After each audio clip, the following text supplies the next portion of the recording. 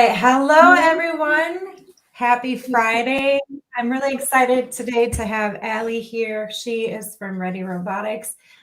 Just to get the conversation started right away, Allie, can you tell us a little bit more about yourself and who Ready Robotics is and some of the things that you do, like what your position is, and some of the products and services that you provide to the manufacturing sector? Sure. Hey, Megan. Hey, everyone. It's awesome to be here.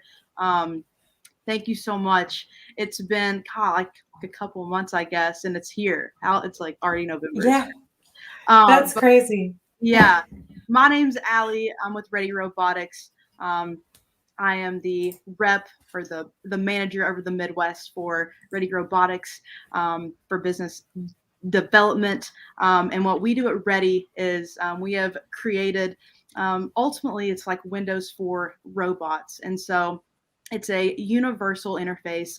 So regardless if you need to program an ABB, a Yasukawa, a FANUC, the interface to program is the exact same. So making it easier for the operators and manufacturers to run, operate, maintain, and deploy robotics. How was my elevator speech? Was it good? Yeah, it was really good. I actually had the chance to take a look at what you provide Yeah. because I met you at FabTech in Yes. person. I Yeah. was really excited because you were one of the first people that I met in person that I've interviewed on Mavens. And there was another Lindsay from Belco that I met Yeah. at FabTech too. So I was really excited. I needed to cut, like, I think we all needed an in-person, I know. event because It the was like, last couple of years. yeah, it'd been like a year and a half or 2 years. I think I was at Modex, and that's whenever I received the call. They're like, Allie, you need to get to Atlanta airport and leave. Like, that's whenever I think everything kind of shut down. Yeah. So, you have a really cool story because you didn't start in manufacturing or engineering, and No, I didn't. and No. so can you tell us a little bit about your journey and how you made the switch and why you made the switch?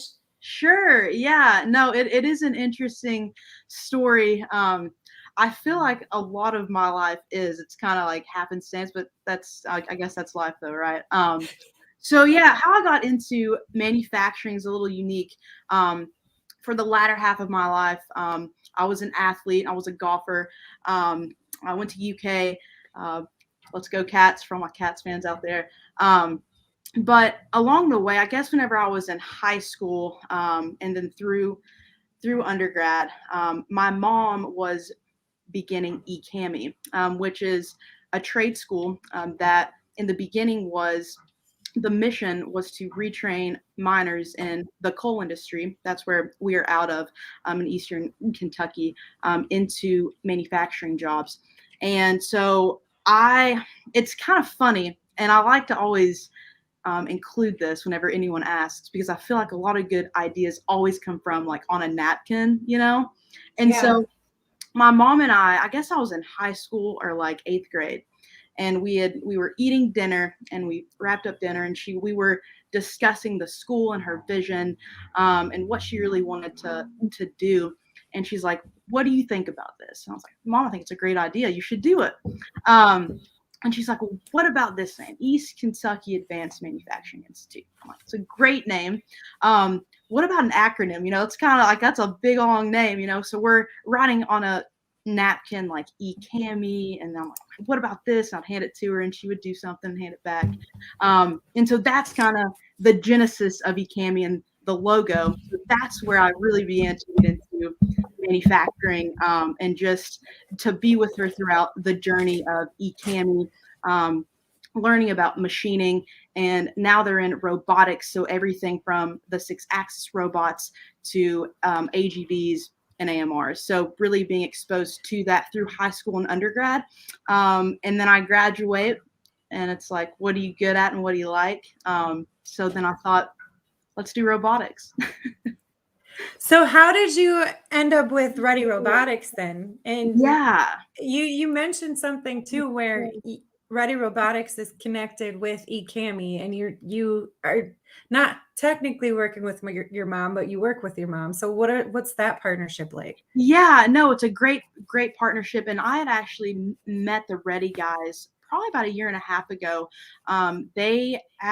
So mom uses them on her Yaskawa machine tending with one of her Haas machines, and so she's been using them for about a year and a half. And I got introduced. I'm like, this is an incredible product. Look what it's doing. These uh, the people at her school had no robotic knowledge. They were doing lights out production within a matter of days. I'm like, this is so powerful.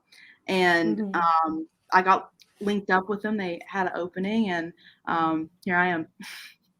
That's awesome. So how do you help with eCami then? What are some of the things that are you like consulting on the curriculum that eCami Yeah, has? Are you providing the materials? What are some of the things that you're doing to help that school elevate the skills of the students that go to that school? sure. So yeah, it's more in a consulting role with my mom and the team, just educating them on what's out there, what we're doing, what applications we're doing, and how she can implement that on her end. So then whenever the kids or the adults get out in the workforce, they're educated on, what we're working with actively right now in the field. So one of the things that I'm trying to do is create these bridges between, manufacturers and the communities that they reside in, because I think there's a lot of still some of the misconceptions that manufacturing is dirty, dark, dull, and dangerous.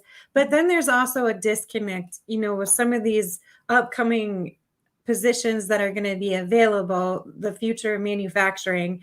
If you're someone that has never been involved in the manufacturing or engineering sector, you might not know what a design engineer is, or what a programmer is, or what CNC machining is, or even know like what robotics is beyond like what you see on TV, where everybody's like, oh, they're going to take over the world. And so I want to get your insights.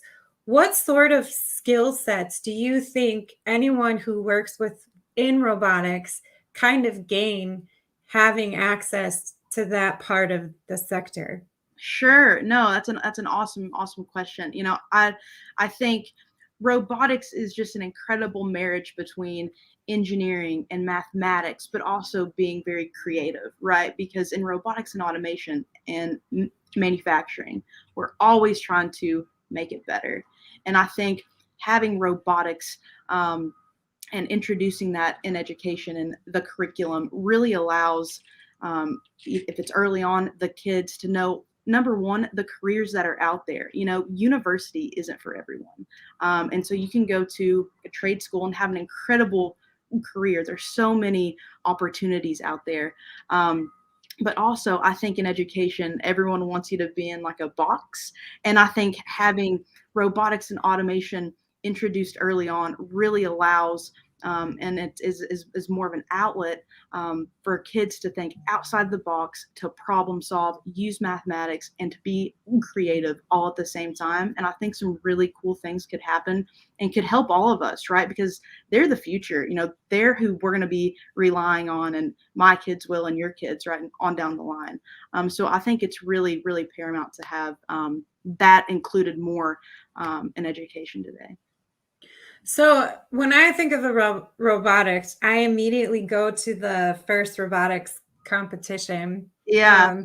Back when so my first career out of college was writing for a trade publication. And that's how I just sort of fell in love with engineering and manufacturing, because I was able to hear all these wonderful things that are being made and meet a bunch of different companies that were doing some just out of this world type concepts. And really, one of the things that I got involved in was the autonomous vehicles. So back in 2008, they just first started coming out. But I also got assigned to cover one of the first robotics competitions in St. Louis. Nice.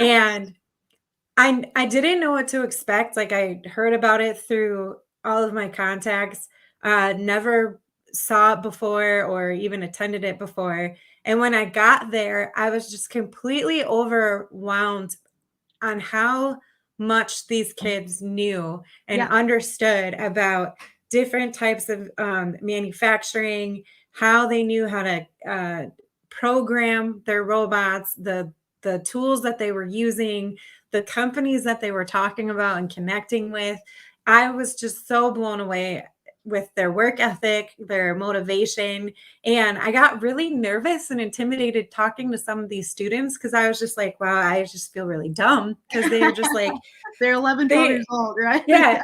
But they were pitching just perfectly, like Yeah. what their robot names were, why they picked the robots and stuff. So does Ready Robotics get involved with programs or organizations like that to help get kids exposed and even excited about manufacturing and engineering? Yeah, we actually had a group at our headquarters, I believe last week, just educating them on Ready Robotics. And what's really cool with Ready is that how easy it is to program. I believe one of the guys that I work with, he has a kid, and I think he maybe 5 or 6, and he was machine tending with Ready Robotics. But that gets kids really engaged, and it's like, oh my gosh, look at this huge robot, and I'm machine tending, and I'm 5, right? Like, how cool is that? And I think enabling all of that across all of education, whether it's in a public, a private, what have you, I think it would really get kids very excited. I mean, Yeah. I get excited whenever I can machine tend, and I'm not an engineer, so. Right.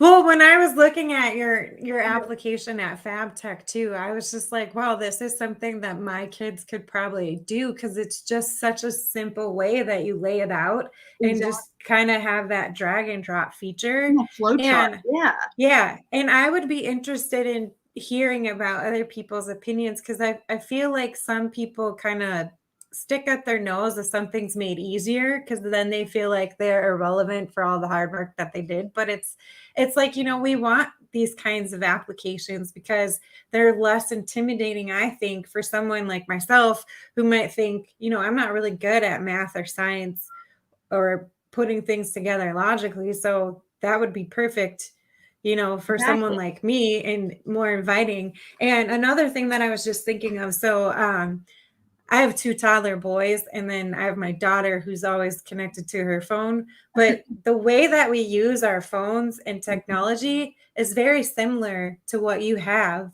Yeah, for it just Ready looks like a huge Robotics. iPad. It's just like an iPad, actually. Yeah. And I And know it wasn't by mistake either, right? Because that's where it's going. It's the next gen. Yeah. And I know there's a lot of like concerns about how much we're on our devices, Mhm. but one of the things that I use for my 2 younger boys is those educational apps. So Yes, they're actually like learning how to write and do all that stuff. So now I'm curious, like I want to bring them with me to come visit your facility and see what they please. would do. Yes, yes. With that, see if they would be able to figure it out because I feel like they are ahead of their curve because of some of the stuff that they're doing on their iPad already. And I know Exactly. my mom's like, oh, they're on there, and I'm like, but look at how much they've already learned. And I'm like, I only do it in increments of time, so they're not on it all day, but Right, I right. feel like they're more advanced than I was at that age just because they're exposed to like the letters and the numbers right away. So it'd be interesting to Absolutely. see. Absolutely.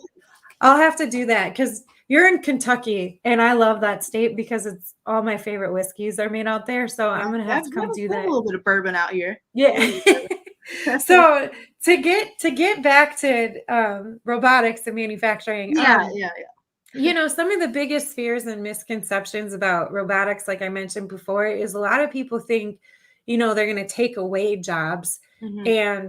and take away their opportunity to make a living for themselves and their family. And I get that. Like it's a scary, Sure. scary thing if you're not, very in tuned or connected with the robotics automation part of manufacturing and engineering. So what would you say to someone who might not understand or know the benefits of robotics and what they're providing for manufacturing and engineering?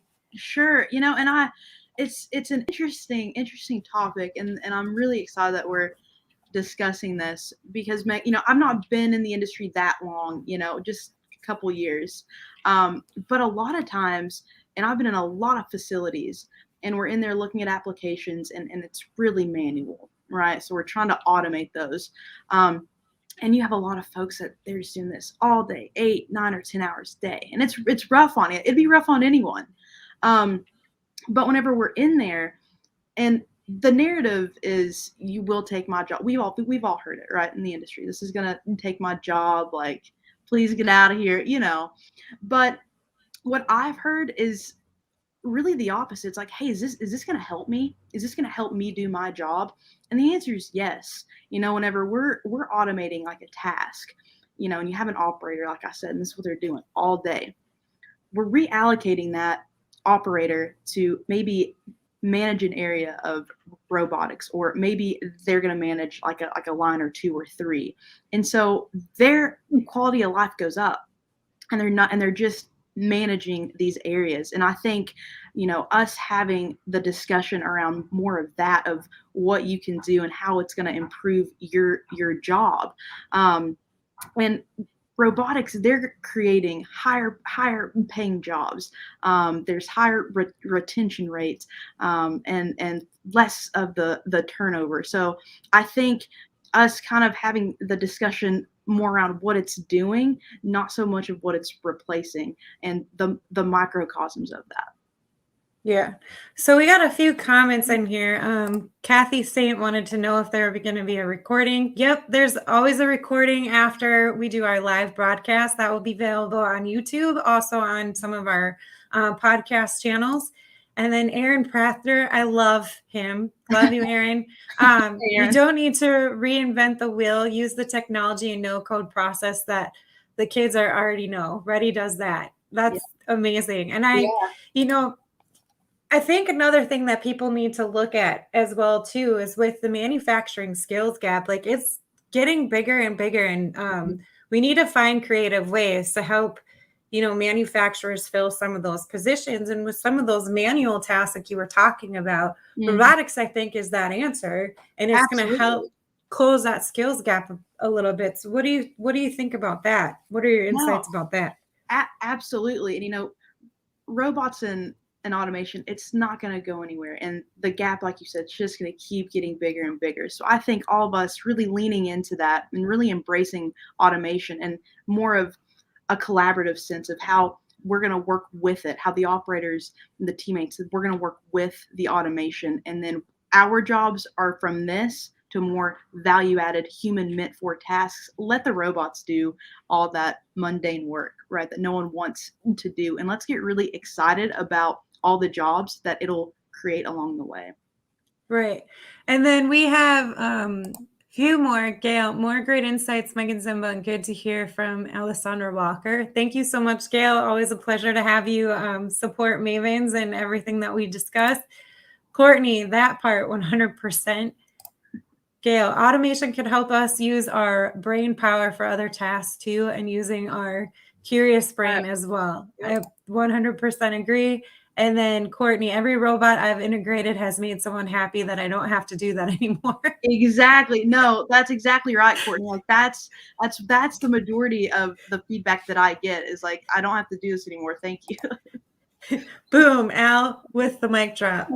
See, and I just, I think robotics is something to get excited about too. And I think it's going to help get that next generation workforce excited. So, back in October, I did a Mavens Youth Summit, and I went to where I graduated high school, and I was able to talk to students, and Aaron was one of the presenters, and it was so awesome to see. So the kids were literally sitting like this in their seat, and then Aaron's teammate just pulled out a PS2 controller. Maybe it was some other controller. I know it's PlayStation. I don't know which one, but pulled out a PS2 controller and started controlling the robot with that. And all the kids that were like this, what? Wait a minute.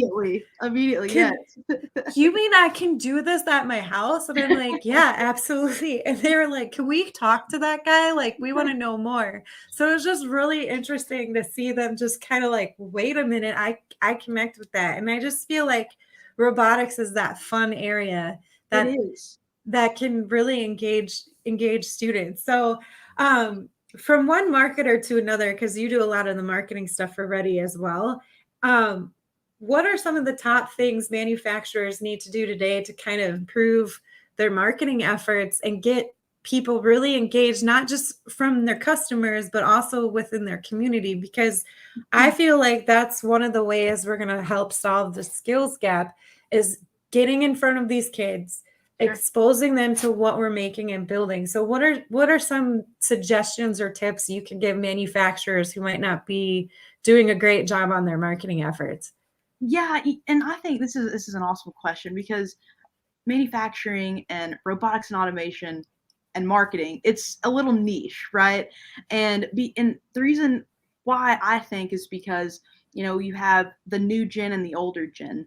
And what I've ran into, and again, I've not been in the industry that long, but what I've observed thus far is um, knowing where the customer is, where are they consuming the content, where are their eyes? Is it on LinkedIn? Is it maybe on a Facebook or maybe Twitter? I think just really being aware of that and leaning in again to what's out there, like LinkedIn. I think you and I connected on LinkedIn. It's incredibly powerful, and a lot of eyes are there, and there's even more every day. So I think, not because a lot of folks I think run into what used to work in the 80s, 90s, early 2000s, and it's just not there anymore. So really embracing where marketing is, where people are consuming the content, and what kind of value you can add. What's the problem? What's the problem that the customer has, and how can we help solve that? I think another piece too is the trade shows. Those are incredible, great networking, and I think really being aware of and in tune with the customer of where are they? Are we at like a packing show, an assembly show? What kind of demo are we going to have? What kind of exhibit? And making sure that's adding value to the customer that will be at that show, because it's not a one size that fits all, right?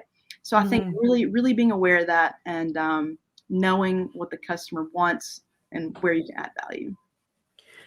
Courtney had a great question. She said, what age groups have you successfully reached out to? I have done successful workshops with, I'm going to mess that name up, Arduino-based robots with middle schoolers.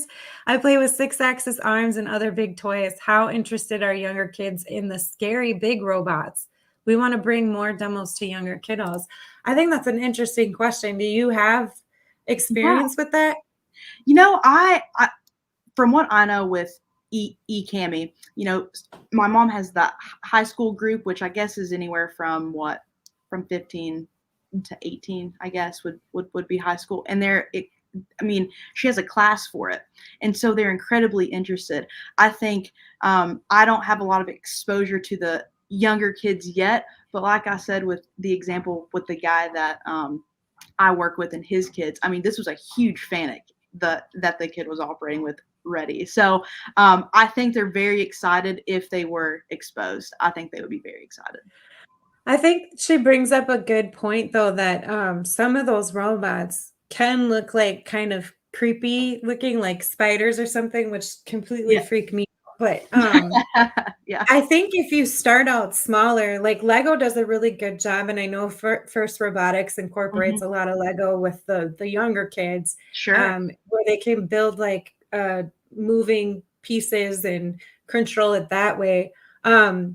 My kids tend to get a little intimidated with size as well. Right. But if you take something smaller and you can connect it to that bigger part of it, Sure. they're a lot more comfortable. So I think maybe trying to figure out, okay, how can we make this intimidating big thing a little bit smaller scale, introduce them that way, and then gradually build up. I think that might work out. Yeah, and I think UR has a really small, it's like a UR3, I think. It's a little guy. And it's a collaborative robot. So you can move it around, it's easy. And with Ready, it would be a breeze. So I think that'd be a good place to start. I want to find somewhere, maybe it's either at your facility or meeting Aaron in Memphis at his facility and bring my kids and get some video of them on a controller or something, because they would have a field day with that. We have like little remote control cars for them, and they fight over that, but they just love seeing how it moves and stuff. So I Yes. think doing all that kind of stuff and just having kids interact. And you brought up trade shows earlier, and I think it's interesting that we're only really kind of focusing on trade shows as a place to network for business. Mhm. And I know that some of them have opportunities for students to come and check out the trade show floor. But FabTech, what I learned when I was walking around with Aaron, Mhm. is that they have an age Yeah, restriction. I remember because you all mentioning that. Is that just like a liability? I think Like, so, what's because it's considered a factory floor, but I'm interested in maybe putting this out there. Maybe we can connect with someone that can answer some more questions, but I would be interested in maybe trying to figure out how to bring kids or younger having than maybe like an open 16. day, like an open house day Yeah, right before the show or something. Yeah, I'm sure right. there'd be a workaround. Because I think that would be great for kids. Because Oh, yeah. I don't know if you ever, like in middle school, if you ever did like a weekend trip. So when I was in middle school, it was our seventh, eighth grade trip. We went to St. Louis and we learned about their history and some of the major inventors there. And then we took a tour of the Ark, did a lot of fun things. But I was thinking, why not kind of shift that and do something similar with trade shows Absolutely. where, I think that'd be a great idea, and everything's yeah, already there, right? You have right, you have the AMRs, AGVs, the 6-axis. I think yeah. it would be a great idea, or even if it was just like a half day, because usually I think on the first day or the last day, it's kinda like a half day and having that other half for, like an educational purpose. Yeah. So, well, it's been so great speaking with you, Allie. I Me really too. appreciate everything. We just have so many comments coming in. Angela, hi, Megan. So glad I was able to catch your show. Thank you, Angela. Glad you can make it. Really appreciate your comments. Courtney, I work for UR. I want to know more about this. I'm Alright, not Corinne. sure. I don't know. Let me know. And then LinkedIn user just now got on your live event. Thank you for all you are doing to engage, enlighten, encourage, inspire about career opportunities with manufacturing. Thank you to whoever that was. You're not tracking on here. So, but yeah, I definitely would love to keep following Ready Robotics and see Yeah, some of the stuff that you're doing and, definitely. any way that we can help. But for all of our listeners who are tuning in, and maybe this is where, oh, we got some more. Hold on. Aaron said, excellent show. And then Kathy, the issue with that is that people paying tens of thousands of dollars for the booths are there to find customers and not going to pay for an extra day. If you can't tear down, then everyone would have to stay over an extra night. That's a good point, Kathy. I get that, Kathy, but what I was wondering is if maybe there would be something where it could run parallel with it, I don't know. Like if it was like if everyone's already there, like maybe on like the front end, because we've all been at a trade show, right? Whenever Yeah. it's over and everyone's like, okay, so maybe before the show, everyone's Yeah. usually there anyway.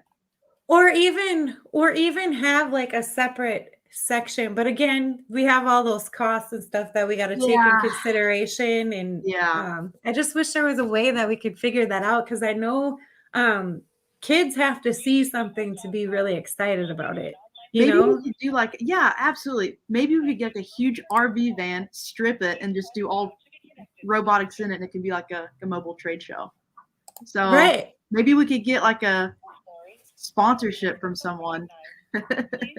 Maybe there are educational grants for that. Maybe we'll just have to check. I Yeah. keep going through all these comments because they keep coming in. Due to the current skills labor shortages, there are massive opportunities to engage, and they need workers. That's so true. Yeah.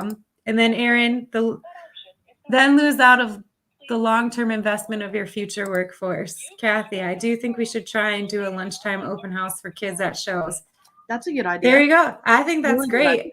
Yeah. And you know what? When I did my manufacturing summit in October, all I had to do was order a bunch of pizza, and they were happy. If you order pizza, they will come. That's one of those, if you build it, they'll come situations. Because I was like, I always do.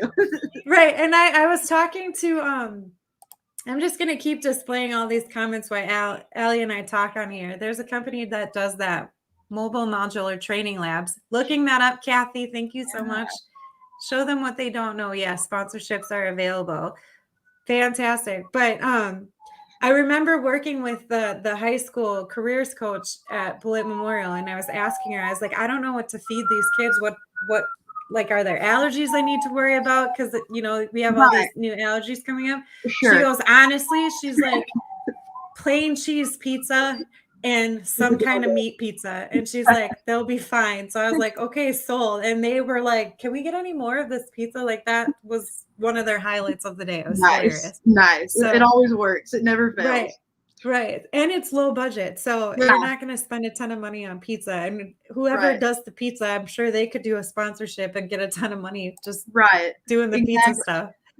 So, well, Ellie, before I let you go, is there anything else that you want to touch on, or, you know, we hit a lot, Meaghan. Yeah, we did. And I love what you guys are doing. I think, you know, the stuff that you mentioned about eCammy too, I think that story is really interesting as well. So, you know, tell your mom, thank you from me as well, because that was such a great idea. I think there's a lot of positions that might be going away, but manufacturing is an additional opportunity. And there are places like Cami that are helping upskill some of those old occupations into the new occupations. And like you said before, we don't have to do the 4-year university type learning. And I'm not knocking those opportunities, but you know, for some of those kids, some of the students that might not be able to afford that kind of pathway, they still can definitely make a living. And a good one too. And there's so much out there. And I think just really educating people and young kids on what's all out there and all the opportunities, I think, will be huge. We are getting so many comments, and I appreciate this. Deborah Robbins will contact you, Meaghan. Okay, looking for that. Great model of the mobile labs in Wisconsin. Kathy, thank you for all of your resources. I'll be taking a look at these after the show. I'm sure these will help Allie out too. I've seen our local phonic integrator hold an open house for the local students. I think that's the way to go too. Open houses, facility tours, inviting kids to come in. Does Ready Robotics do facility tours with kids? Yeah, we absolutely do. We absolutely. Well, before I let you go, what I was going to ask you, for anyone, especially girls, who might not think engineering or manufacturing will be the space, because that's my overall mission, is to really encourage younger women to get involved in engineering and manufacturing and show them that, yes, there is space for you here. You can be successful, and there's other women around to help support you and encourage you, inspire you, and mentor you. What advice would you give to them if they were kind of on the fence of pursuing a career in engineering or manufacturing? Yeah, I would say absolutely. You got to go for it. It is so fun. There's so much out there. And even if you aren't an engineer like myself, because that was the other element. I'm like, oh, I'm not really an engineer. I'm not a real techie person, right? There's still plenty of opportunities. It's incredibly fun. You'll meet a ton of awesome people. And we're all in it, right? Together. So, and we're all here for you. So if anyone has any questions about Ready Robotics or even eCammy, because I know that you're very close to the person that started that school, that's your mom. Yeah. Where can they go to find out more information about Ready Robotics and some of the services you offer, or if they want to learn? ReadyRobotics.com. Yes, we can do a demo. Is my email on here? I'm not for sure, Meaghan. I didn't add mine on here. I probably should have. I didn't add it, but I can real quick.